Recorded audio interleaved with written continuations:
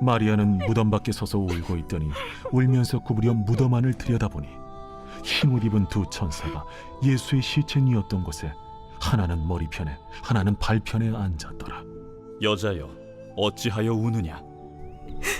사람들이 내 주님을 옮겨다가 어디 두었는지 내가 알지 못함이이다. 이 말을 하고 뒤로 돌이켜 예수께서 서 계신 것을 보았으나 예수이신 줄은 알지 못하더라.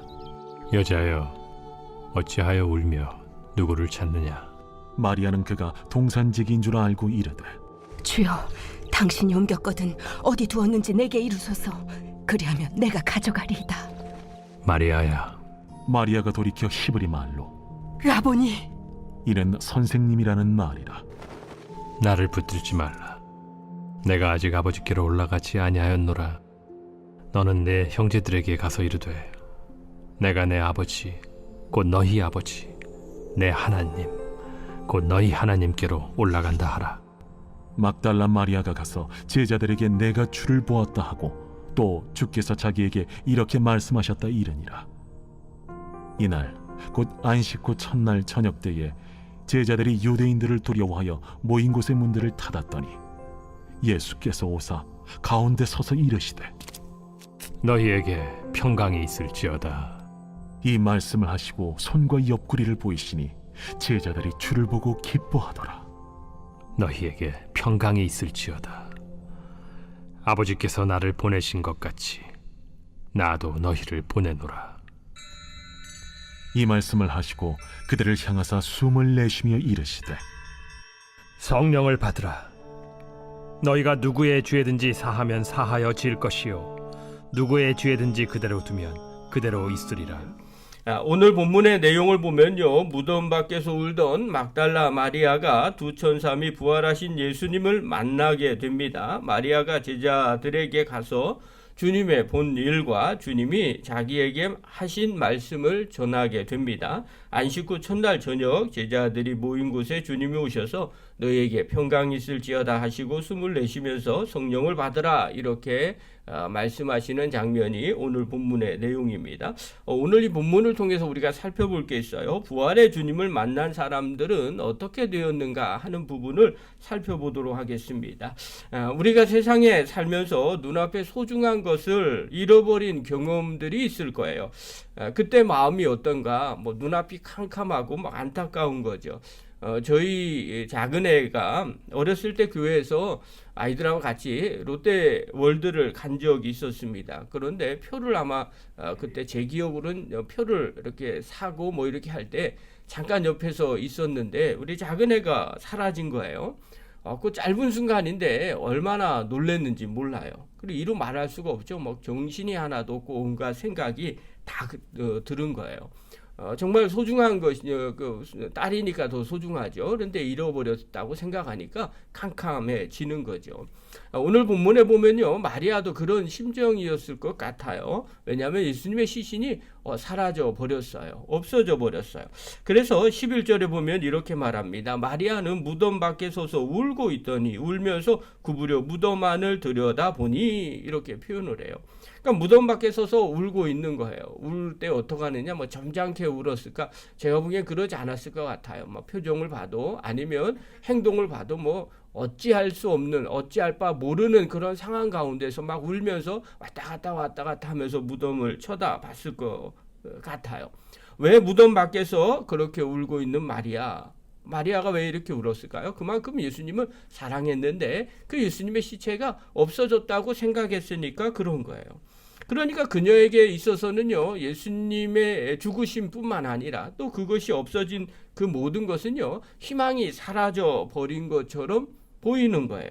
주님이 계시지 않는 현실 앞에서 또 시체가 사라진 이 상황 앞에서 그녀는 길을 잃어버리고 깊은 슬픔에 빠진 거예요. 그분이 없어요.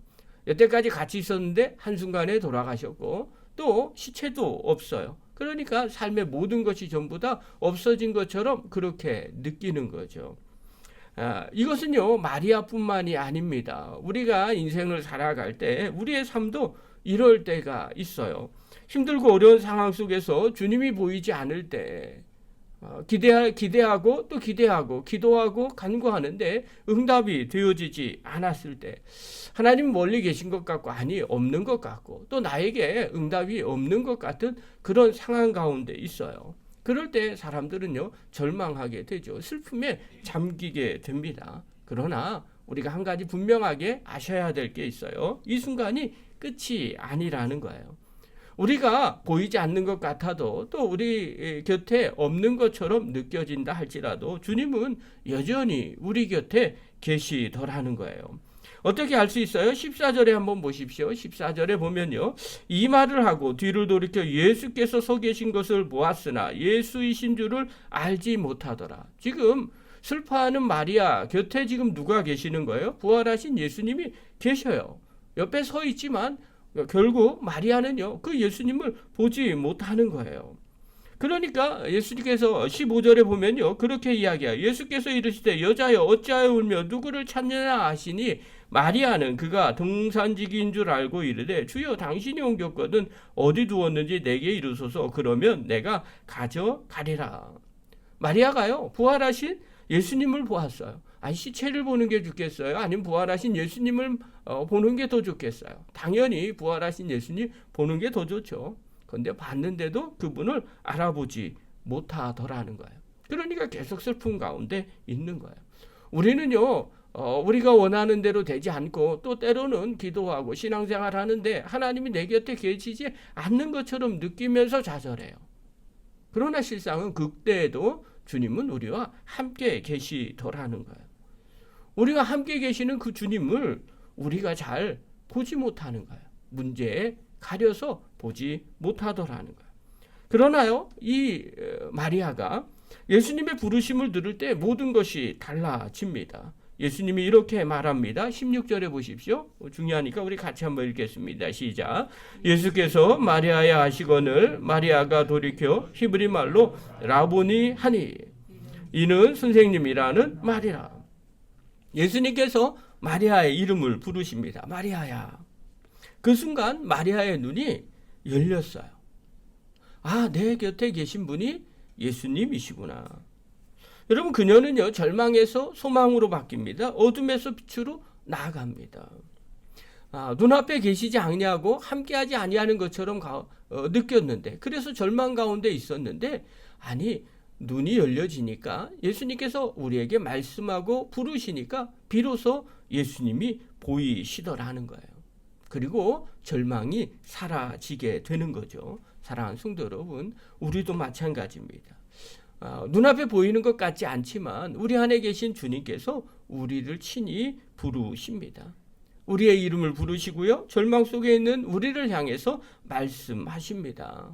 내 사랑하는 누구야? 내가 네 옆에 있다. 여러분 이걸 깨닫는 순간이요. 우리 삶 가운데 절망이 사라지고 기쁨이 넘쳐나게 됩니다. 그리고 소망이 생깁니다. 여러분 주님이 부르실 때 우리가 응답해야 됩니다. 그리고 그 부르심 앞에서 우리의 삶이 새롭게 변화가 됩니다.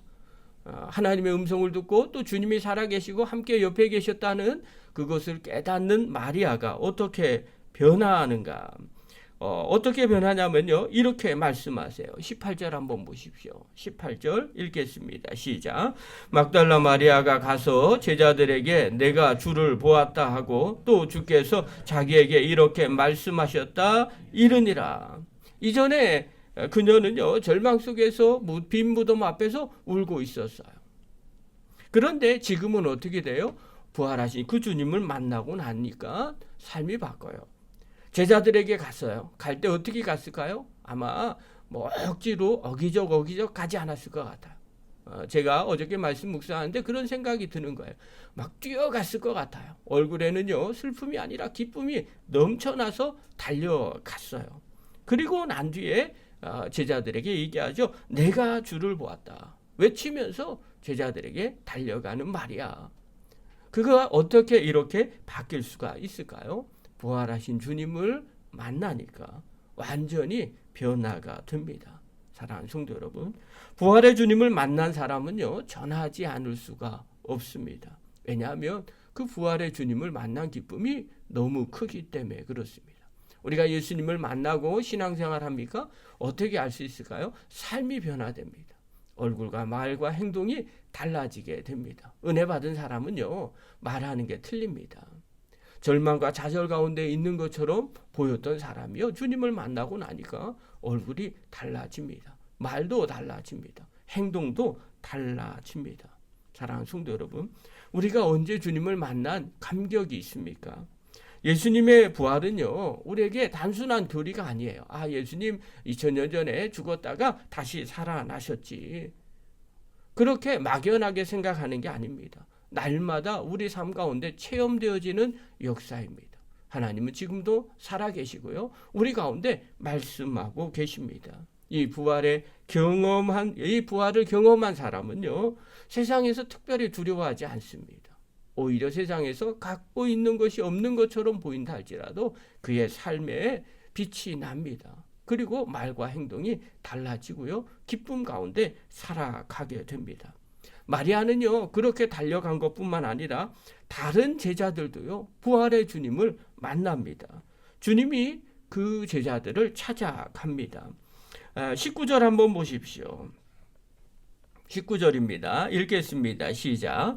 이날 곧 안식 후 첫날 저녁 때에 제자들이 유대인들을 두려워하여 모인 곳에 문들을 닫았더니 예수께서 오사 가운데 서서 이르시되 너희에게 평강이 있을지어다. 자, 안식 후 첫날 저녁이에요. 제자들이 유대인들을 두려워해서 모인 곳에 문을 다 잠그고 있었습니다. 그런데 그때 부활하신 주님께서 그들을 찾아오셨어요. 그리고 하신 말씀이 너희에게 평강이 있을지어다.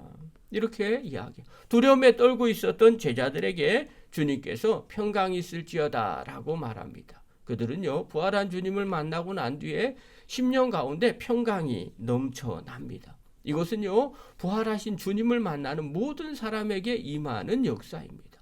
오늘 우리에게도요, 주님이 우리와 함께하고 계시면 우리 10년 가운데 평강이 넘쳐납니다. 그리고 그 제자들에게 부활하신 주님이 찾아가신 목적을 말씀을 하십니다. 21절에 보십시오. 21절 읽겠습니다. 시작.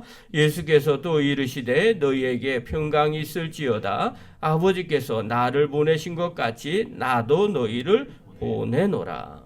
예수님께서 부활하신 주님께서 제자들에게 찾아가서 이야기를 하죠.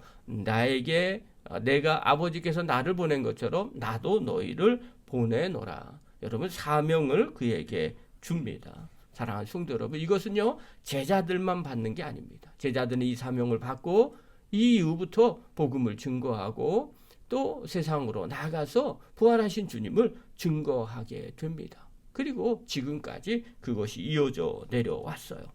이제는 우리 차례라는 거예요. 우리가 부활하신 주님을 만납니까? 주님이 우리에게 왜 말씀하실까요? 그것은 다른 것이 아닙니다. 세상 속에 나가서 증인의 삶을 살라고 그렇게 말씀하시는 겁니다. 세상 속에서 두려움이 아니라 소망, 평강을 전하는 성도로 살라는 겁니다. 사랑하는 성도 여러분, 부활하신 주님을 만난 사람은요, 예외 없이 누구나 다 변하게 돼 있습니다. 그분의 부르심을 들을 때 우리의 절망은요, 소망으로 변해 갑니다. 이제 우리는 예수님의 부활을 세상에 전하는 성도가 돼야 됩니다. 사랑하는 성도 여러분, 영상을 보는 귀한 성도 여러분, 오늘도 주님의 부르심 앞에 응답을 하시고 부활의 증인으로 살아가는 저와 여러분 되기를 간절히 축원합니다.